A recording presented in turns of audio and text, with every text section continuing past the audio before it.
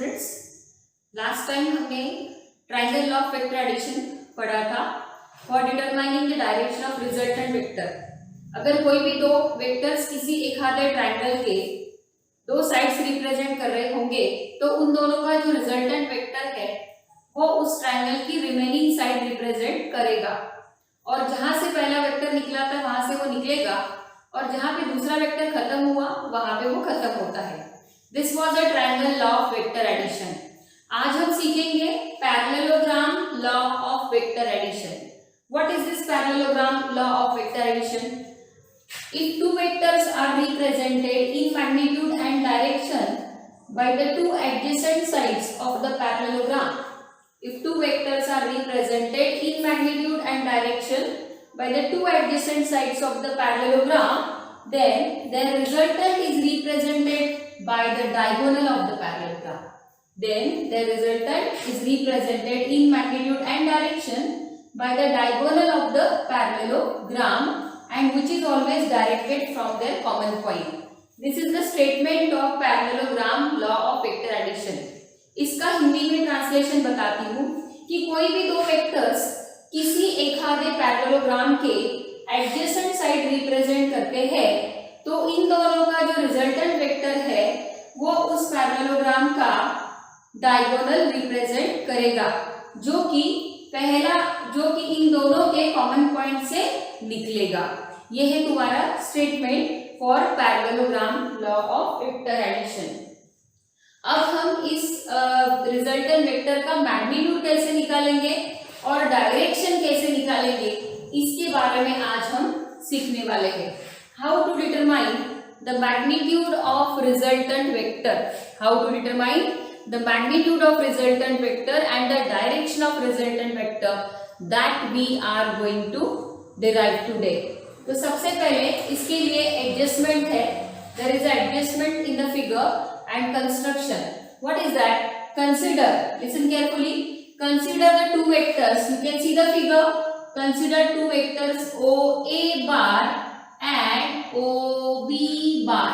Consider two vectors OA bar and OB bar. They are representing the adjacent sides of the parallelogram. तो इन दोनों का जो resultant vector है ये इस डायगोनल R बार से रिप्रेजेंट होगा, जिसको हम OC बार कह सकते हैं, which is representing the diagonal of this vector. So assuming that vector P bar and vector Q बार के बीच में जो एंगल है वो थीटा है। अज्यूम करते हैं कि वेक्टर P बार और वेक्टर Q बार के बीच में एंगल है थीटा, और इन दोनों का जो रिजल्टेंट वेक्टर R बार हमने कंसीडर किया है, R बार इसने P बार के साथ एंगल करा है अल्फा और Q बार के साथ एंगल करा है beta. You can see in the figure R bar is making an angle of alpha with the vector P bar, R bar is making an angle of alpha with the vector P bar and making an angle of beta with vector Q bar, and whereas P bar and Q bar both are having an angle of theta with each other. तो if this is theta then this must be theta. अगर ये theta है तो ये भी theta है, because you can see that OA जो है OA it is a extended portion. OA का ये हमने extended portion निकाला है, ये पैरेललोग्राम की साइड है और यहाँ से ये भी पैरेललोग्राम की साइड है। तो ये एंगल अगर थीटा होगा, ये है वेक्टर P बार और ये है वेक्टर Q बार, तो ये एंगल अगर थीटा होगा तो डेफिनेटली ये एंगल भी थीटा होगा। फिर हमने एक्स्ट्रा कंस्ट्रक्शन किया है। क्या कंस्ट्रक्शन किया है? ये पॉइंट C से ये जो हमारा एक्सटेंडेड पोर्शन है OA, पॉइंट C से ये जो हमारा एक्सटेंडेड पोर्शन है OA, यहाँ से हमने एक परपेंडिकुलर निकाली है इधर। तो you can see that CD is a perpendicular drawn to the OA which is extended. Point C से हमने एक परपेंडिकुलर निकाली है CD जो कि OA के एक्सटेंडेड पोर्शन पे निकाली है। अब हमें जो निकालना है वो क्या निकालना है? तो हमें रिजल्टेंट वेक्टर का मैग्नीट्यूड निकालना है और डायरेक्शन, दोनों निकालने हैं। तो you can see that construction, ये कंस्ट्रक्शन अपना हो गया। कंसिडर द टू वेक्टर्स, एक बार फिर से कंस्ट्रक्शन बताती हूँ। Consider two vectors P bar and Q bar. Consider two vectors P bar and Q bar.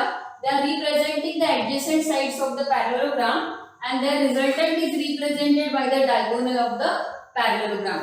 And this resultant vector r bar makes an angle alpha with the vector p bar and makes an angle beta with the vector q bar.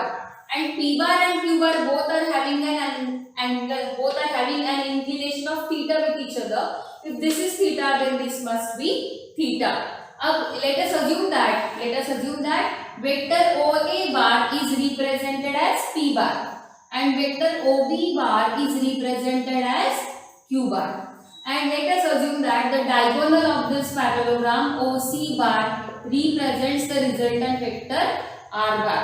अब आप देख सकते हो कि in triangle, मैं एक right angle triangle select कर रही हूँ, in triangle ODC, in triangle ODC, it is a right angle triangle. So by applying Pythagoras, I can say OC square is equal to OD square plus CD square. But OD is the summation of OA plus AD. OD is the summation of OA plus AD. देखो OC square is equal to OA plus AD the whole square. क्या किया देखो, OC square is equal to OC square, ये diagonal square या hypotenuse square is equal to ये side का square plus ये side का स्क्वायर. तो OC square is equal to OD square plus CD square. But OD is the summation of OA plus AD. तो ये OA plus AD the whole square and again this is the CD square. तो OA plus AD the whole square का square निकालेंगे, OA square plus 2 times OA into AD plus AD square and plus CD square is equal to OC square. ठीक है, अभी आप छोटे triangle में in small triangle ADC में देखिए, इन ट्रायंगल ADC, ये भी एक राइट एंगल ट्रायंगल है. तो इसमें अगर मैं पाइथागोरस लगा दूं तो in triangle ADC I can say AC का square is equal to AD का स्क्वायर प्लस CD का स्क्वायर. AC का square is equal to AD का स्क्वायर प्लस CD का स्क्वायर. ठीक है, तो जरा इसको मैं हाईलाइट करते हैं. तो थोड़ा ऊपर की इक्वेशन में जाइए, यहाँ पर देखो इसको मैं अंडरलाइन कर रही हूँ, AD square plus CD square. नीचे के स्टेप में हमें क्या मिला है, AD square plus CD square. हमें नीचे के स्टेप में मिला है AC का स्क्वायर. तो I am just going to replace this AD square plus CD square by AC square in this equation. इसको कुछ नाम दे देते हैं, इक्वेशन 1. तो therefore I can say equation 1 can be written as, therefore equation 1 can be written as OC square is equal to OA square plus 2 times OA into AD and plus AD square plus CD square is how what? AD square plus CD square is nothing but AC का square. तो हम देखो ये डाल देंगे यहाँ पर AC का स्क्वायर, तो ये आ गया AC का स्क्वायर. ठीक है, अब हम जरा इक्वेशन 1 को हमने रिप्लेस करके जो लिखा है OC square is equal to OA square plus 2 times OA into AD plus AC square. अब आप देख सकते हो कि AC जो है वेक्टर AC, ये तो Q को रिप्रेजेंट कर रहा है, AC जो है वो Q को रिप्रेजेंट कर रहा है और OA जो है वो P को रिप्रेजेंट कर रहा है. तो फिर AD कैसे लिखेंगे, तो इसी ट्रायंगल में इन ट्रायंगल ADC देखो, इन ट्रायंगल ADC जैसे कि मैं लिख रही हूँ फिर से एक बार, इन ट्रायंगल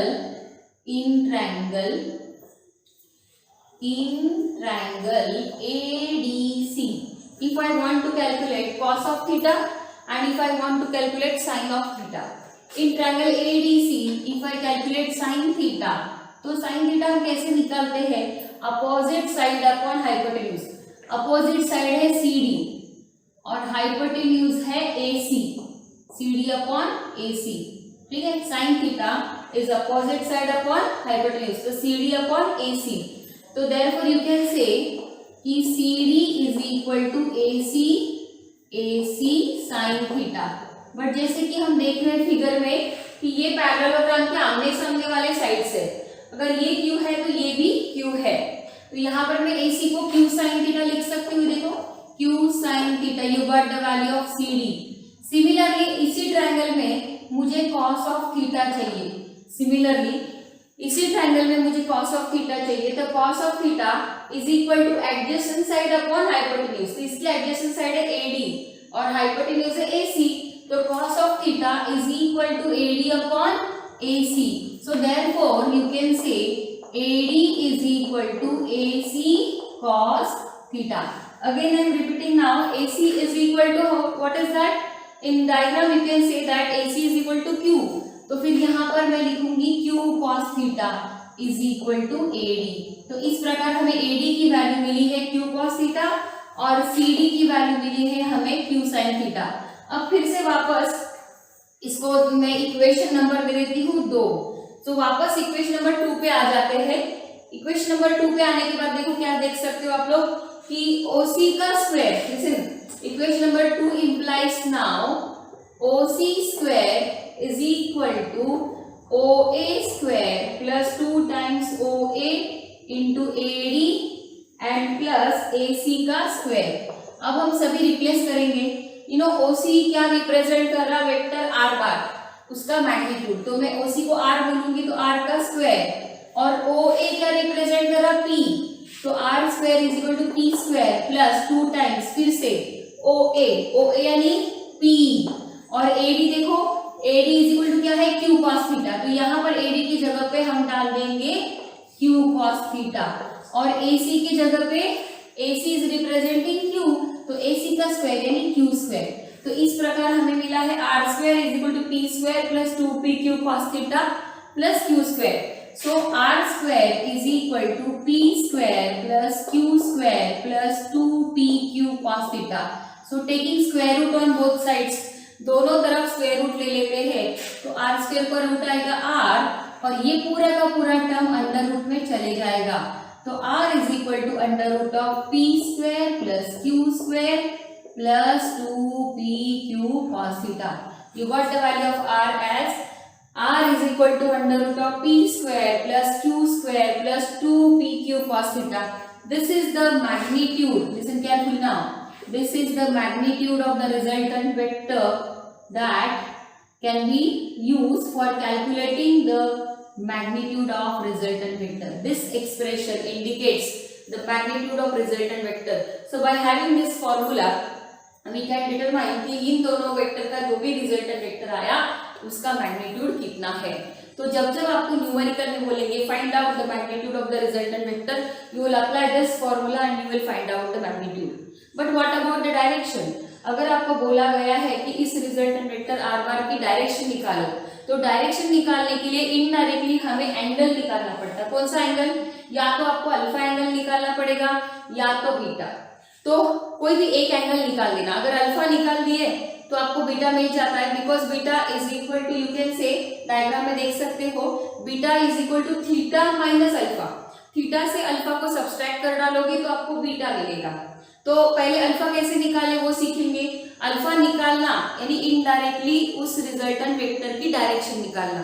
रिजल्टेंट वेक्टर की मैग्नीट्यूड जो आएंगी वो इस फॉर्मूले से आएंगी, लेकिन रिजल्टेंट वेक्टर की डायरेक्शन जो आएंगी वो अल्फा से आएंगी. जब जब आपको न्यूमेरिकल में बोला गया है कि रिजल्टेंट वेक्टर की डायरेक्शन निकालो, तो समझ जाओ कि हमें अल्फा निकालना है. तो अभी देखो ये हमने मैग्नीट्यूड निकाल दिया. Now to find alpha, to find alpha. अब अल्फा कैसे निकालेंगे? तो सबसे पहले इन ट्रायंगल ODC पे ले रही हूँ. सो इन ट्रायंगल ODC मुझे tan ऑफ अल्फा चाहिए, tan of alpha. So how will you calculate tan of alpha? तो focus on the triangle ODC. Triangle ODC पे focus करो. Tan of alpha is opposite side upon adjacent side. So tan of alpha is equal to CD. Tan of alpha is equal to CD upon OD. CD upon OD. अब OD is the summation of OA plus AD. तो मैं इसको लिखूंगी CD upon OD के बदले लिखेंगे OA plus AD. So you got tan of alpha is equal to CD upon OA plus AD. तो CD की जगह पर हम डालेंगे, देखो CD की वैल्यू हमने यहाँ पर निकाल के रखी थी Q sin थीटा. CD की वैल्यू क्या निकाली थी? Q sin theta. तो मैं देखो CD की जगह पर यहाँ पर डालूंगी Q sin थीटा, और OA को हमने क्या बोला था? OA इंडिकेट्स अ P, तो OA की जगह पे डालेंगे P. और AD देखो हमने निकाल के रखा है, AD is Q cos theta. AD का निकाल कर रखा है Q cos थीटा, तो इसको डालो Q cos theta. So tan of alpha is equal to Q sin theta upon P plus Q cos theta. tan of alpha is equal to q sin theta upon p plus q cos theta. So therefore हमें alpha चाहिए, तो tan function इधर से उधर लेके जाओ तो it becomes inverse function. तो alpha is equal to tan inverse of q sin theta upon p plus q cos theta. Alpha is equal to tan inverse of q sin theta upon p plus q cos theta. इस प्रकार हमें alpha angle मिल गया. तो अभी alpha angle मिल गया, तो ये जो भी अल्फा मिलेगा उसको थीटा, ये एंगल टोटल एंगल जो है p और q के बीच में थीटा, उसमें से सब्सट्रैक्ट कर डालो, आपको बीटा यानी angle between the vector resultant vector r बार और q बार मिल जाएगा. तो वैसे ही आप जैसे आपने tan ऑफ अल्फा का फॉर्मूला बनाया, वैसा ही आपका tan ऑफ बीटा का फॉर्मूला भी आ सकता है. तो कैसे आएगा देखो, simply the same in the same pattern you can calculate the tan of beta. वो कैसे आएगा देखो, you can calculate tan of beta is equal to, अब q sin थीटा के बदले क्या आएगा देखो, यहाँ पे आपने देखो अल्फा जब निकालना था तो यहाँ पर q sin थीटा आया, तो बीटा जब निकालना है तो क्या आएगा p sin थीटा आएगा. q के बदले क्या आएगा p sin थीटा, और यहाँ पर p है तो यहाँ q आएगा, और यहाँ पे q cos थीटा है तो यहाँ पर p cos थीटा आएगा. But let me tell you that it is not needed actually. Don't remember this formula, only remember this one and remember this one. इन दोनों से ही हमारा काम हो जाएगा. लेकिन फिर भी अगर बीटा को डिराइव करना है तो आपका फॉर्मूला डेरिवेशन के बाद आएगा tan of beta is equal to p sin theta upon q plus p cos theta. तो ये फॉर्मूले आपको what is the angle made by the resultant vector r bar विथ p bar indicates alpha and angle made by the vector r bar with vector q bar indicates a beta. तो इस प्रकार alpha और beta से हमें मिल सकता है कि हमारा जो रिजल्टेंट वेक्टर r bar है उसने उसकी डायरेक्शन एग्जैक्टली कहाँ पर है, और ये r is equal to under root of p square plus q square plus 2pq cos theta. इस फॉर्मूला से हमें रिजल्टेंट वेक्टर r bar के मैग्नीट्यूड के बारे में जानकारी मिलेगी. ठीक है, यहाँ पर हम रुक जाते हैं. ओके.